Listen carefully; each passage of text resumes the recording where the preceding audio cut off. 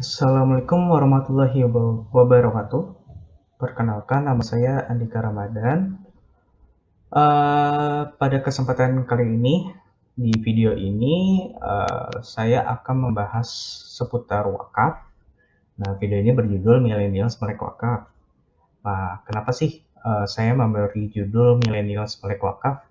Nah, dari kata millennials, yaitu kita nih para muda-mudi Indonesia nih khususnya ya. Nah, saya rasa millennials ini memiliki potensi besar dalam pengembangan ekonomi umat melalui berwakaf. Nah, mengapa sih begitu? Nanti kita akan coba bahas di video berikutnya. Next ya. Nah, di sini saya mengutip bagian dari artian wakaf, videonya Ustadz Dr. Khalid Basalamah. Jadi wakaf itu merupakan penahanan suatu harta sehingga harta itu tidak dapat diwariskan, dijual atau dihibahkan dan hasilnya diberikan kepada penerimanya. Seperti itu. Itu ya kalau menurut kutipan Dr. Ustadz Khalid Basalamah.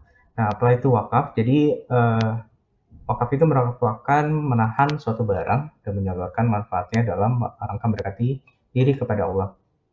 Contoh wakaf itu seperti mewakafkan tanahnya, pembangunan masjid, atau mewakafkan rumahnya untuk kepentingan para penuntut ilmu atau semisalnya begitu ya.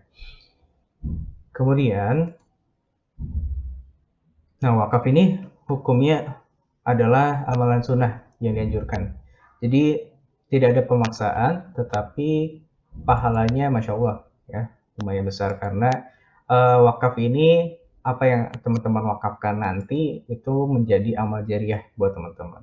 Nah hal itu berdasarkan firman Allah Subhanahu wa taala dalam Al-Qur'an surat Yasin ayat 12 yang berbunyi Inna nahnu nuhyil mauta wa naktubu ma qaddamu wa atharahum wa kulla shay'in ahsaynahu fi imamin mubin.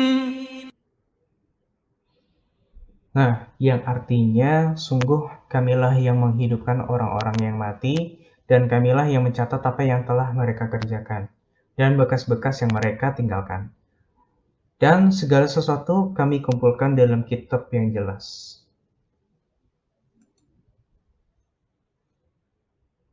Nah, kemudian rukun berwakaf nih buat teman-teman yang mau mulai berwakaf. Ini hal penting yang harus ada dalam berwakaf. Yaitu yang paling utama adalah orang yang berwakaf. Nah, teman-teman ini yang akan berwakaf nanti disebutnya adalah al-wakif. Nah, kemudian benda yang diwakafkan, misalkan teman-teman mau mewakafkan sebidang tanah, nah misalkan contoh seperti itu, nah benda ini akan disebut sebagai al-mauqufnya. Kemudian harus ada orang yang menerima manfaat wakaf. Harus ada orang yang menerima ya.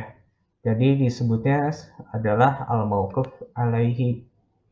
Nah, terakhir ada lafaz atau ikrar wakaf atau disebutnya sigah. Nah, tadi ada rukun berwakaf. Nah, sekarang kita coba bahas mengenai syarat wakafnya. Nah, syarat orang yang berwakaf itu memiliki secara penuh harta tersebut.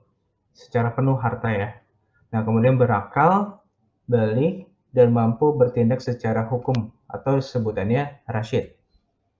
Nah, buat teman-teman yang umurnya misalkan masih SMP atau masih 12 tahun sebenarnya boleh berwakaf tapi tidak dianjurkan karena siapapun bisa berwakaf namun secara hukum orang yang berumur 12 tahun belum tentu mengerti uang akan digunakan untuk apa dan secara hukumnya tidak terlalu memahami bagaimana aspek hukumnya begitu. Jadi teman-teman yang sudah mengerti secara hukum dan mengerti uang itu digunakan untuk apa, itu teman-teman mungkin menjadi salah satu syarat wakaf. Kemudian syarat benda yang akan diwakafkan pertama adalah barang berharga. Nah, jadi barang yang diketahui jumlahnya juga dimiliki oleh orang yang berwakaf dan benda yang berdiri sendiri atau tidak melekat pada harta lain.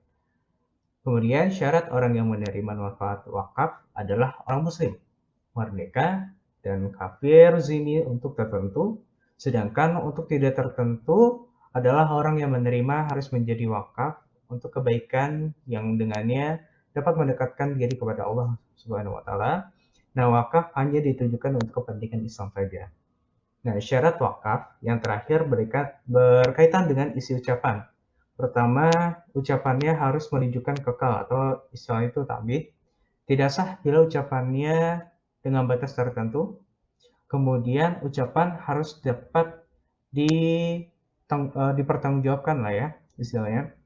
Kemudian lalu ucapannya bersifat pasti, dan keempat tidak diikuti syarat yang bisa membatalkan. Jadi buat teman-teman yang nanti akan berwakaf, setelah barang yang sudah diikrarkan dan itu barang tersebut sudah sah menjadi barang wakaf dan itu tidak dapat dikembalikan lagi ke teman-teman gitu ya.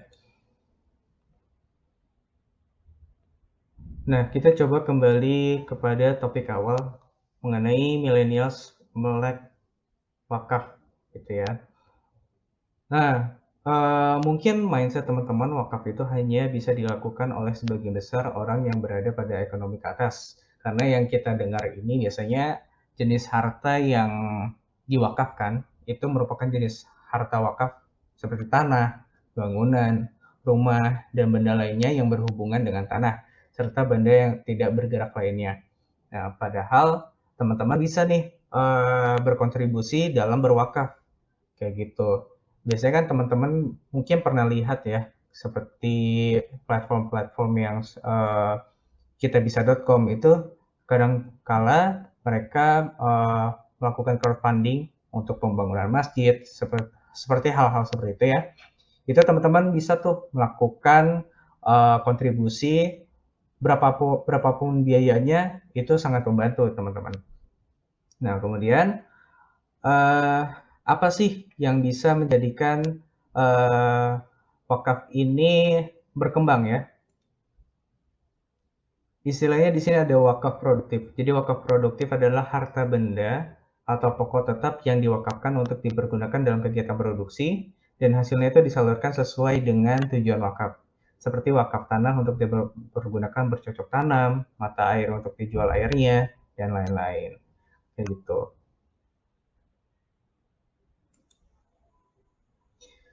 Nah, di sini juga kita coba bahas nih apa aja sih 4 langkah transformasi wakaf produktif. Nah, ini ada kutipan dari Gubernur Bank Indonesia, Pak Peri Warjio. Jadi ada 4 langkah penting transformasi wakaf. Ini dapat menjadi pilar penting dalam perekonomian nih.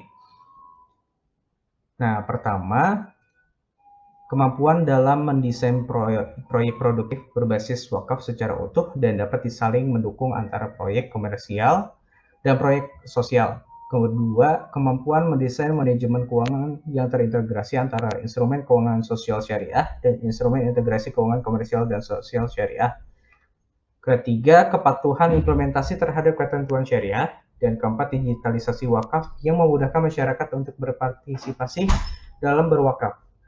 Nah, terakhir, Bank Indonesia pun juga sudah mendukung digitalisasi sistem pembayaran termasuk dalam berwakaf melalui QR Code Indonesian Standard. Kemudian, di sini juga ada tantangan nih pengembangan perwakafan. Apa aja sih tantangannya? Yaitu pertama, belum optimalnya tata regulasi wakaf. Kemudian ada rendahnya literasi wakaf.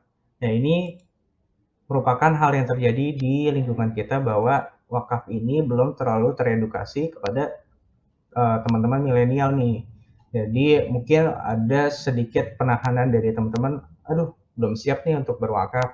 Padahal banyak nih, sudah banyak alternatif teman-teman untuk berwakaf ya. Kemudian kapasitas nazir yang rendah. Terakhir, belum maksimalnya pemanfaatan teknologi. Nah, di sini juga dijelaskan nih oleh Bapak Wakil Presiden, nah mengenai tantangan dalam mengembangkan ekosistem perwakafan nasional. Pak Wakil Presiden juga menyampaikan nih pentingnya pemanfaatan teknologi dan platform digital baik untuk meningkatkan kesadaran berwakaf, untuk pengelolaan wakaf maupun pelaporan pemanfaatan wakaf. Jadi melalui pemanfaatan teknologi digital tersebut, transparansi dan pengelolaan wakaf dan kredibilitas pengelola wakaf akan semakin meningkat.